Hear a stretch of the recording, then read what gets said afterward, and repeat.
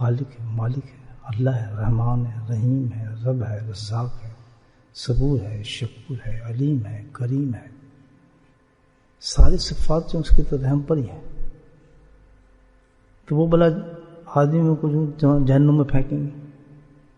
یہ جہنم کے عذاب، یہ بڑے بڑے عذاب جہنم کے، اتنے بڑے بڑے اس کے نیچے جو اللہ نے دکھائے بنائے عذابوں کے، سزاؤں کے لیے، ایسی آگ، ایسے حالات.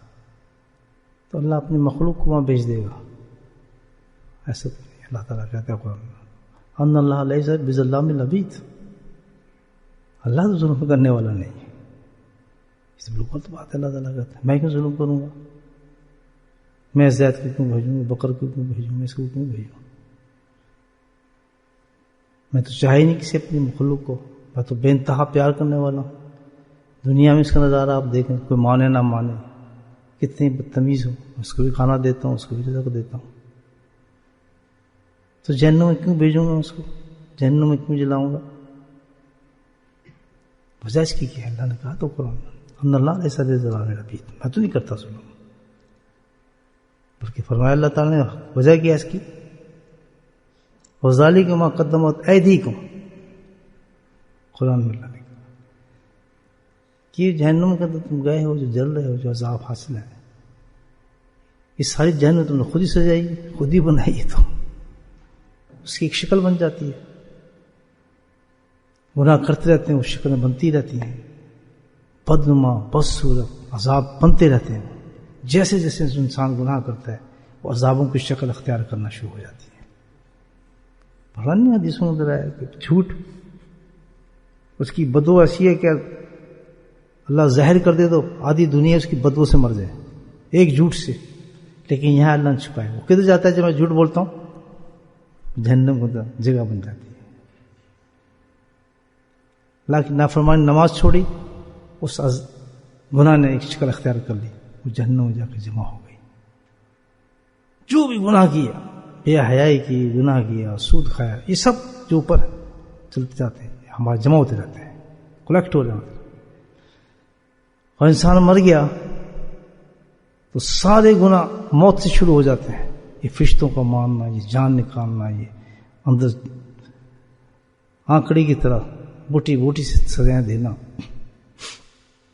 اس وقت تو کچھ نہیں، کیونکہ سب کچھ کیا ہے؟ اللہ نے کہا میں تو ظلم نہیں کر رہا، میں چاہتا بھی نہیں تھا تو ایسا کر. تو خود ہی کمائی کرتا رہا. یہ تو تیرے ہاتھ کی کمائی ہے ساری جو تو کرتا رہا. جتنے گناہ کرتا رہا وہ عذاب بنتے رہے، عذابوں کو جمع کرتا رہا.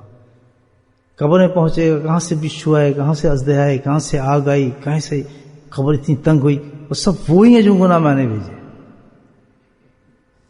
یہ ختم نہیں ہو جاتا گناہ کرنے کے بعد. آپ بھول جائیں گے لیکن گناہ ختم نہیں ہوتا، شکل بن چکی ہے جہنم میں آگ.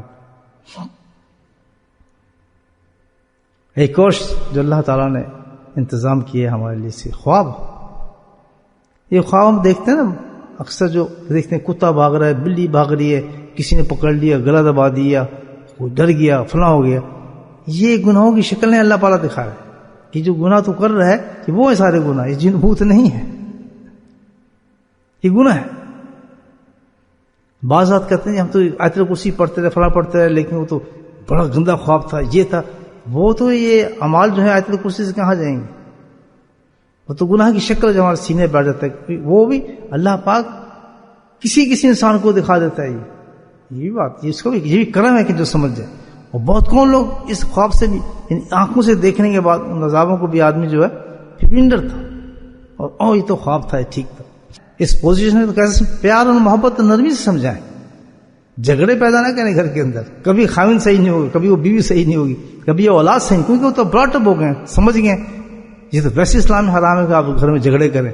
بس کوشش کیا ہوگی، آپ کوشش دیکھیں اس کی کیا ہے. میں آپ کو یہ بتا رہا ہوں، یہ پریکٹیکل واقعہ بتا رہا ہوں. تو صحیح ہو نہیں سکتا تھا انسان. باپ کی کوشش کیا تھی؟ سب سے بڑی کوشش اس کی یہ ہے کہ جب ہم کسی اپنی اولاد کو صحیح کرنا چاہتے ہیں اور وہ بڑی ہو چکے ہیں اور ہم بعد میں صحیح ہوئے ہیں، عقل بھی ہمیں بعد میں آئی ہے، تو وہ تو کہیں گے آپ بھی تو ایسے تھے نا، آپ بھی تو یہ کرتے تھے نا. تو اب ہم سے لڑنا شروع ہو جائیں، ان کو جھگڑا شروع کریں، تو یہ نہیں کر سکتا، تو فلاں نہیں کر سکتا، اور ڈنڈا اٹھا لیں، وہ اور خراب ہو جائے گی. طریقہ اس کا کیا ہے؟ پہلا سب سے بڑا طریقہ خود اس کو عملاً پیش کریں اپنے آپ کو، عملاً بالکل صحیح ہو جائیں، اور اس کو یہ بتائیں کہ دیکھ انسان کبھی گندا ہوتا ہے لیکن اللہ تعالیٰ جو فضل فرما دیتا ہے اس پر وہ نیک ہو جاتا ہے. تو میں تو تھا ہی گندا، یعنی اس کو ایسے طریقے سے کبھی 5 منٹ سمجھا دیے، بال کو 3، دیکھا میں کیا کرتا تھا اور کیا حالت تھی میری، کیا کرتی تھی میں، دیکھ مجھے عقل آ گئی ہے کیونکہ یہ راستہ صحیح تھا، اب مجھے پتہ چل رہا ہے میں کمپیئر کروں. وہ ایسے آرام سے، پیار سے، محبت سے، دلیلوں سے ان بچوں کو آہستہ آہستہ مولڈ کرنا ہوتا ہے، طریقے سے مولڈ کرنا ہوتا ہے. جوتے اتارنے مارنا شروع کر دیں، نہیں تو یہ فلاں بے حیا ہے، تو فلاں، کبھی بھی نہیں ہوگا، یہ آپ لاس کر دیں گے، یہ طریقہ بھی نہیں ہے جھگڑے کرنے کا گھر میں خاوند سے، بیوی کو بیوی سے خاوند سے. طریقہ کیا ہے؟ پیار اور محبت سے دعوت دینی ہے. پہلا طریقہ خود عملاً مکمل عمل کریں دین پر، اور سچے طریقے سے عمل کریں ان کے سامنے، ان کو کسی چیز سے منع نہ کریں. آپ نے لڑا کے رکھا تھا نا گانے بجانے جس کو آپ سنتے ہیں، برداشت کریں، اور دل میں انتہائی نفرت اور روتا ہو، ایک کام. دوسرا کام سب سے بڑا کوشش اس میں کیا ہوگی کہ اللہ کی طرف رجوع کریں. ہمیشہ جب بھی نماز فرض پڑھیں یا اللہ توحید توفیق دے یا ذکر کی توفیق دے تو گڑ گڑا کے سب سے پہلے دعا یہ کریں کہ اللہ تعالیٰ یہ سارا کچھ جو ہے میری ہی وجہ سے ہے، میری بربادی ہے، میرے ہی گناہ ہے. بچہ جو میرے سامنے نافرمانی کر رہا میں کرتا تھا، اب تم نے مجھ پہ فضل فرمایا، اس پہ فضل فرما. بس اس نے کچھ کیا ہے. یہ آدمی بہت خراب ہوتے ہیں، ہمارے گھروں کو خراب کر دیے. ایک امپریشن پڑتا ہے ان پر کہ پہلے تو ہمارا گھر ایسا نہیں تھا، ہم یہ کرتے تھے، ہم وہ کرتے، اب یہ ہو گیا.